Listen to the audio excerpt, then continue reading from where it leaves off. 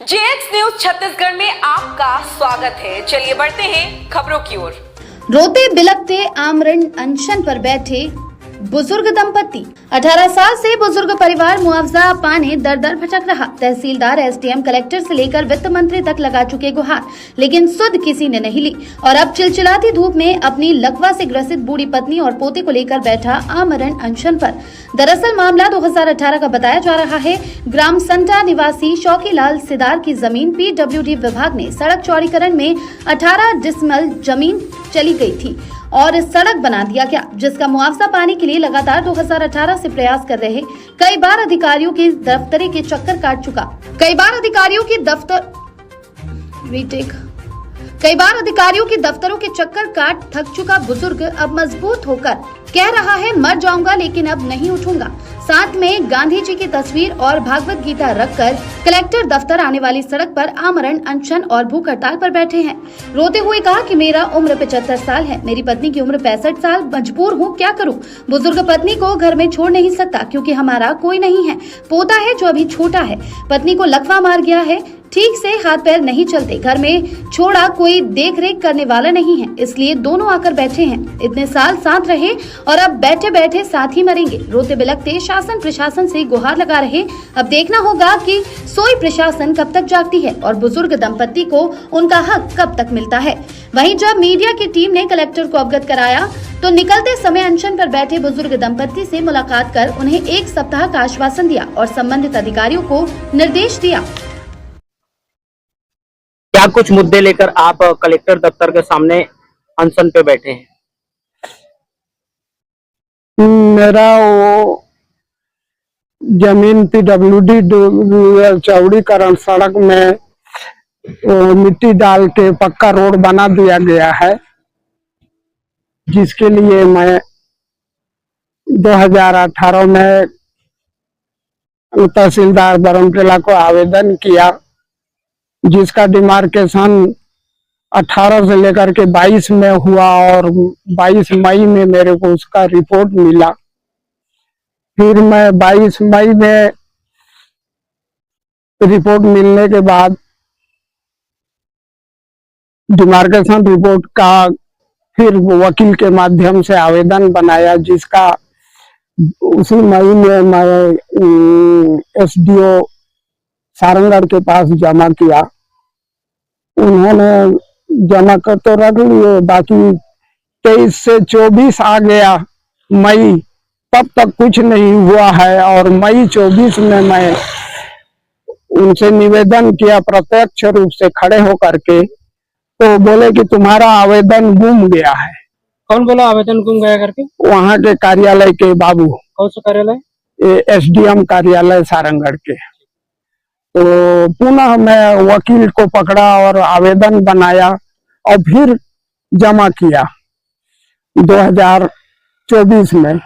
24 से लेकर के आज 25 मई आ गया, किसी भी प्रकार का कोई सुनवाई नहीं हुआ। इस बीच में मैं दिसंबर 24 को 2 तारीख कलेक्टर साहब से मिला था, आवेदन किया था और दुख दर्द सुनाया। उसके बाद 6 दिसंबर को क्या बोलते हैं एसडीओ साहब को पुनः आवेदन किया, तो एसडीओ साहब ने बोले कि जांच के लिए मैं भेज रहा हूं। तब वो दिसंबर से जनवरी, फरवरी, मार्च 25 आ गया, कोई पता नहीं चलने के कारण मैं पुनः कलेक्टर साहब के पास 3 मार्च को मिला, आवेदन किया। तो कलेक्टर साहब ने इतने पूछे कि कौन सा मार्ग में है तुम्हारा जमीन गया है जो।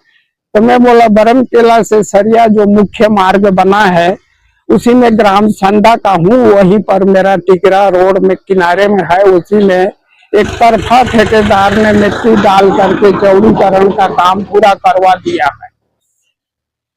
तब वो कलेक्टर साहब इतने में आगे और नहीं पूछे, वो चुप रहे, मैं चुप रहा। फिर उनसे विदा होकर के मैं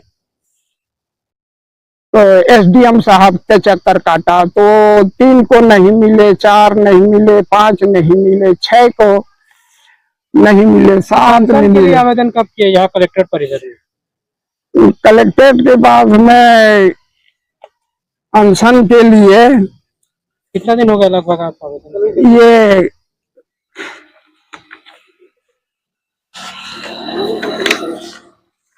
मार्च में किए थे। हाँ, यही मार्च में, हाँ मार्च में, अब 3 तारीख को। अभी आप अनशन में बैठे हैं, अगर कार्रवाई प्रशासन नहीं करती है तो क्या निर्णय होगा आगे?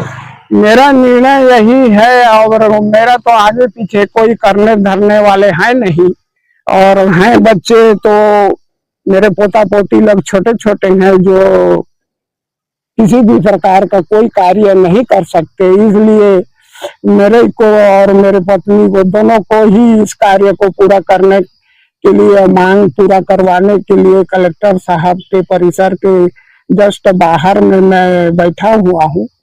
और मेरा उम्र 75 साल का है, मेरे धर्म पत्नी का उम्र 65 साल की है, और वो साथ में वो लकवा पेशेंट है, एक हाथ पैर उसका चलता नहीं है, वो बहुत दुखी है, लेकिन फिर भी घर में और कोई उसके देखरेख करने के लिए है नहीं, तो मैं आकर के दिन भर यहाँ पर बैठूंगा तो घर में उसका देखरेख कौन करेगा। इसलिए जय मरे तो एक साथ, जिए तो एक साथ करके धर्म पत्नी का कहना है कि तुझ कई जात हंस तो महू जहाँ, तो संग में मैं भी मरिया।